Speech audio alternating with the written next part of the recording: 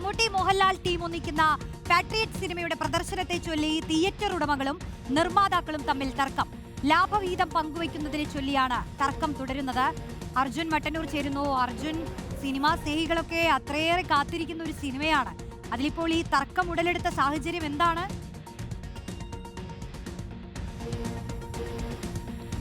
റോഷ്നി, അങ്ങനെ തന്നെയാണ്. ഏറെക്കാലത്തിന് ശേഷം മമ്മൂട്ടിയും മോഹൻലാലും ഒന്നിക്കുന്ന ചിത്രമാണ് പാട്രിയറ്റ്. അടുത്ത മാസം 23-നാണ് ചിത്രം ലോകമെമ്പാടുമുള്ള തിയേറ്ററുകളിൽ റിലീസ് ചെയ്യാൻ ഒരുങ്ങുന്നത്. അതിനിടയിലാണ് ഇത്തരമൊരു പ്രതിസന്ധി ഇപ്പോൾ ഉടലെടുത്തിരിക്കുന്നത്.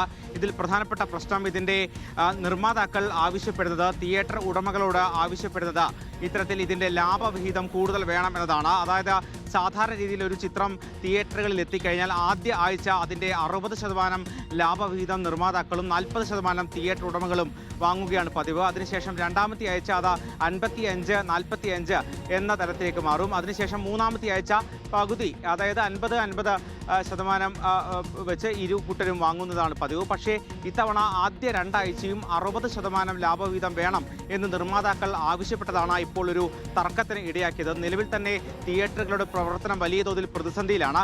ആ ഘട്ടത്തിൽ ഇത്തരത്തിൽ 60% തുടർച്ചയായ രണ്ടാഴ്ചയും പ്രൊഡ്യൂസർക്ക് നൽകാൻ കഴിയില്ല എന്നതാണ് ഏറ്റവും പ്രധാനപ്പെട്ട കാര്യം. അതാണ് ഇപ്പോൾ ഫിയോക്ക് അറിയിക്കുന്നതും. ഈ ആൻഡോ ജോസഫ് അടക്കമുള്ള നിർമ്മാതാക്കൾ ഇതുമായി ബന്ധപ്പെട്ട് ചില തിയേറ്റർ ഉടമകളുമായി ചില കരാറിൽ ഏർപ്പെടാൻ ശ്രമിച്ചത് ആണ് ഇപ്പോൾ ഫിയോക്ക് നേതൃത്വത്തെ ചൊടിപ്പിച്ചത്. അവർ എല്ലാ തിയേറ്റർ ഉടമകൾക്കും ഇപ്പോൾ നിർദ്ദേശം നൽകിയിട്ടുണ്ട്.